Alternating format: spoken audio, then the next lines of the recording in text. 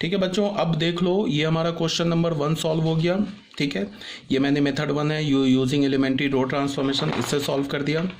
अब चेक के लिए मैंने बता दिया, ए इंटू इनवर्स देख लो अगर टाइम बचे क्वेश्चन में तो, ये एग्ज़ाम में तो चेक भी कर लेना। अब आ जाते ये मेथड 2 है, ये भी ऑलरेडी मैंने डिस्कस कर रखा है।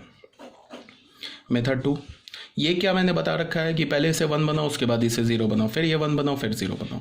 मतलब क्या मैंने बोला कि अगर रो ट्रांसफॉर्मेशन है तो हम कॉलम वाइज 0 बनाते हैं, और कॉलम ट्रांसफॉर्मेशन है तो हम रो वाइज 0 बनाते हैं, और डायगोनल के एलिमेंट को 1 बनाते हैं। अब ये 0 और 1 बनाने के लिए हमें एलिमेंट्री ट्रांसफॉर्मेशन यूज़ करना होता है। ठीक है, अब ये ट्रिक फॉर 2x2 ऑर्डर क्या है, ये ऑलरेडी मैंने बता रखा है। मान लो ये 2x2 ऑर्डर है ना, तो इसके लिए क्या करना होता है, हमें पहले इसे 1 बनाना होता है। अगर हम एलिमेंट्री रो ट्रांसफॉर्मेशन कर रहे हैं, इसे 1 इसे 0 फिर इसे 1 इसे 0, तो यही मैंने बताया, पहले 1 बनाओ 0, एरो डाउनवर्ड है इसका मतलब पहले इसे 1 बनाओ फिर 0 बनाओ, फिर इसे 1 बनाओ फिर 0 बनाओ। फॉर एलिमेंट्री कॉलम ट्रांसफॉर्मेशन के लिए क्या करोगे, ये 1 बनाओ इसे 0 फिर इसे 1 इसे 0। ठीक है, 3x3 ऑर्डर के लिए क्या है, पहले ये 1 रो ट्रांसफॉर्मेशन की बात करेंगे, तो रो ट्रांसफॉर्मेशन में क्या है कि इसे 1 इस 2 को 0 फिर इसे 1 इस 2 को 0 इसे 1 इस 2 को 0। मतलब कि रो ट्रांसफॉर्मेशन में हम कॉलम वाइज 0 बनाएंगे और कॉलम ट्रांसफॉर्मेशन में हम रो वाइज 0 बनाएंगे। अब बच्चों ये क्या लिखा हुआ है, ये वही बात लिखा हुआ है कि पहले A11 को 1 बनाओ। A11 को 1 बनाने के लिए 2 ट्रांसफॉर्मेशन यूज़ कर सकते हो, या तो कोई 2 रो को चेंज करो। मान लो कि ऐसा है ना कि तुम ऐसे सोचो, ये हमारा 2 लिखा हुआ है, ये 1 लिखा हुआ है, और इसे हमें 1 बनाना है, तो हम क्या कर दे, ये भी कर सकते हैं कि R1 R2 को इंटरचेंज कर दे, तो ये वाला 1 लिखा है ये ऊपर चला जाएगा, ये अगर मान लो 2 लिखा है नीचे आ जाएगा, तो ये बन गया ना 1 1, ये 1 बन गया ना। तो इसी बात को लिखा है कि या तो 2 रो को इंटरचेंज कर दो तो ये A11 जो है ये 1 बन जाएगा, या तो किसी ith रो में jth रो को k से मल्टीप्लाई करके ऐड कर दो तो 1 बन जाएगा। 1 बनाने के बाद इस 2 को 0 बनाओ इस ट्रांसफॉर्मेशन से, फिर उसके बाद A22 इसको 1 बनाओ, A22 को 1 बना लो। A22 को 1 बनाने का सिंपल सा रास्ता क्या होता है 1 बनाने का, अगर तुम्हें नहीं समझ में आ रहा है, मान लो A22 लिखा 5, तो सीधे सेकंड रो को 5 से डिवाइड कर दो तो ये खुद ही 1 बन जाएगा। तो यह बोला जा रहा है 1/k R2, ऐसे कर दोगे।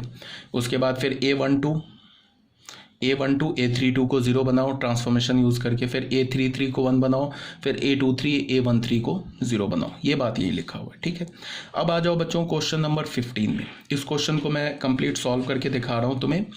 ठीक है, क्वेश्चन नंबर 15 में क्या बोल रहा है, using elementary row column transformation find the inverse of matrix A. Row column transformation use करके ए मैट्रिक्स का इनवर्स निकालो। ये 3x3 ऑर्डर का मैट्रिक्स दे रखा है। ये क्वेश्चन नंबर 15 है, एक्सरसाइज 3.4 एनसीईआरटी से, एनसीईआरटी का क्वेश्चन नंबर 15 है।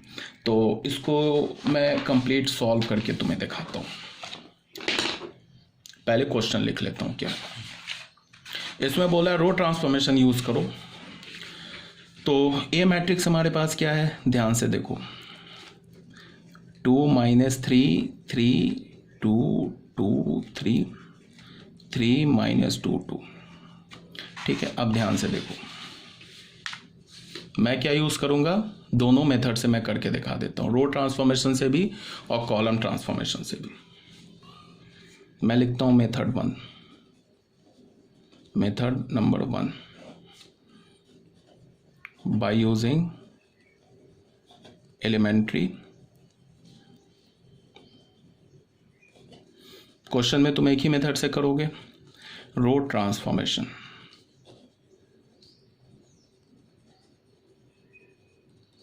रो ट्रांसफॉर्मेशन से यूज करके तुम कैसे निकालोगे वो बताया जा रहा है।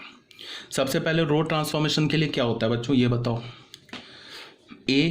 आई इधर होगा इधर होगा, रो के लिए प्री मल्टीप्लाई होगा, तो आई इधर रखा, इज इक्वल टू क्या हमने बोला, ए बोल दिया, ऐसे लिख लिया। अब आई क्या है, ये 3x3 ऑर्डर का है, तो आइडेंटिटी मैट्रिक्स भी हमें क्या लेना होगा, 3x3 ऑर्डर।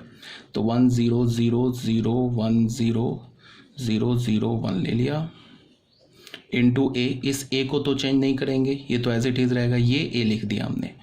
2 - 3 3 2 2 3 3 - 2 2। अब हमारा टारगेट क्या है, रो ट्रांसफॉर्मेशन यूज़ करना है और इसे आइडेंटिटी मैट्रिक्स बनाना है। और जो रो ट्रांसफॉर्मेशन यहाँ यूज़ करेंगे सेम रो ट्रांसफॉर्मेशन यहाँ यूज़ करेंगे, और जब ये आइडेंटिटी बन जाएगा तो उस केस में ये जो मैट्रिक्स होगा वो ए का इन्वर्स हो जाएगा। ठीक है, अब रो ट्रांसफॉर्मेशन यूज़ करने के लिए हम लोग क्या करेंगे, हम लोग ऐसे देखेंगे। हमारा पहला टारगेट क्या, इसे 1 बनाना। इसे 1 कैसे बनेगा ये सोचेंगे। तो एक तो रास्ता इसे 1 बनाने के लिए क्या है कि इसको अभी मत देखो, बिकॉज इसमें जो ट्रांसफॉर्मेशन यूज़ करेंगे यहाँ भी कर देंगे। तो एक रास्ता क्या हमारे पास कि हमने फर्स्ट रो को 2 से डिवाइड किया तो खुद ही 1 बन जाएगा। एक तो ये रास्ता है।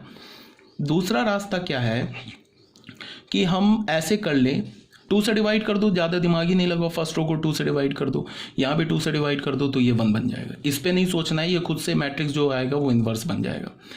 तो एक हमने क्या किया कि हमने पहले R1 रो को और R3 रो को आपस में इंटरचेंज कर दिया। क्यों किया ऐसा अभी पता चलेगा। एक तो मैंने ऑलरेडी बता दिया कि R1 को 2 से डिवाइड करो, खुद 1 बन जाएगा, उसके बाद इस 2 को 0 बना दो। तो R1 R3 को इंटरचेंज कर दिया, तो यहाँ भी चेंज करना होगा। यहाँ पे R3 को उठा के R1 में डाल दिया, ये सेकेंड रो जो है वो चेंज होगा नहीं, 1 0 0 रह जाएगा, ये ए चेंज होगा नहीं, और ये क्या हो जाएगा 3 -2 2, और फिर ये हो गया 2 2 3। सेकेंड रो तो चेंज होगा नहीं, फर्स्ट रो को हमने थर्ड रो बना दिया 2 -3 3। अब क्या है